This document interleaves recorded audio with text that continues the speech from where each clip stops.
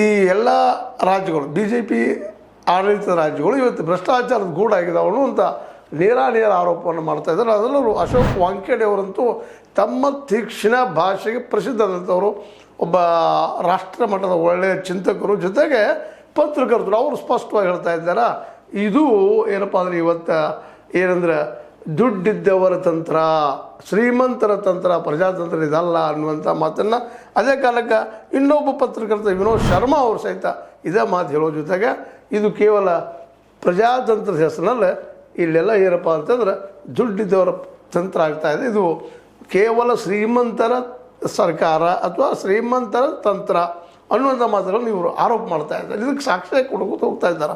ಯಾಕಂದರೆ ತಮ್ಮ ಮಾತಿಗೆ ಎದುರಾಡುವಂಥ ಪ್ರಶ್ನೆ ಮಾಡುವಂತಹ ನಾಯಕರನ್ನು ಬೆಳೆಸಲಿಲ್ಲ ಮೋದಿಯವರಾದರೂ ಸಹಿತ BJPಯಲ್ಲಿ ಅನ್ನೋದು ಒಂದು ಘನಘೋರವಾದ ಆರೋಪ. ಅದಕ್ಕೆ ಸತ್ಯನೂ ಅಂತ ಅನ್ನಿಸ್ತದೆ. ಯಾಕಂದರೆ ಮೊದಲನೇದಾಗಿ ಬಿಹಾರದ ನೋಡ್ರಿ, ಸಾಮ್ರಾಟ್ ಚೌಧರಿ ಅಂತೇಳಿ ನಮ್ಮ ನಿತೀಶ್ ಕುಮಾರ್ ಅವರು ಬದಲಾಯ್ತದಂಥವ್ರು, ಅವ್ರು 7ನೇ ಕಲ್ತಿದ್ರು. ಇರಲಿ, 7ನೇ ಕಲ್ತರು ಸಜ್ಜನಿರಬಾರ್ದು ಅಂತೇನಲ್ಲ. ಆದರೆ ಇವ್ರ ಇತಿಹಾಸ ಏನಪ್ಪ ಅಂದರೆ ಇವ್ರ ಇತಿಹಾಸನ ಒಂದು ರೀತಿಯ ಅಪರಾಧಿ ಇತಿಹಾಸ. ಈ ಮುಖ್ಯಮಂತ್ರಿ ಅನೇಕ ಕೊಲೆಗಳ ಆರೋಪ, ಮತ್ತೊಂದು ಆರೋಪ ಇವ್ರ ಮೇಲೆ ಇದ್ದಾವೆ. ಇಂಥವ್ರನ್ನ ಇವತ್ತು ಮಾಡಿದ್ದಾರೆ.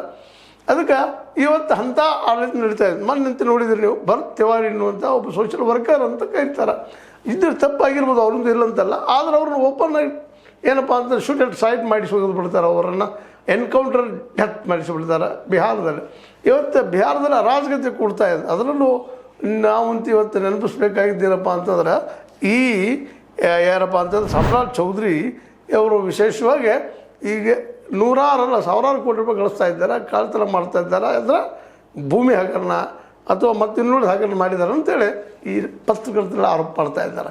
ಹೇಗೆ ಅಲ್ಲಿ ಅಪರಾಧ ಸಂಖ್ಯೆ ಹೆಚ್ಚಾಗ್ತದೆ ಬಿಹಾರದಲ್ಲೇ.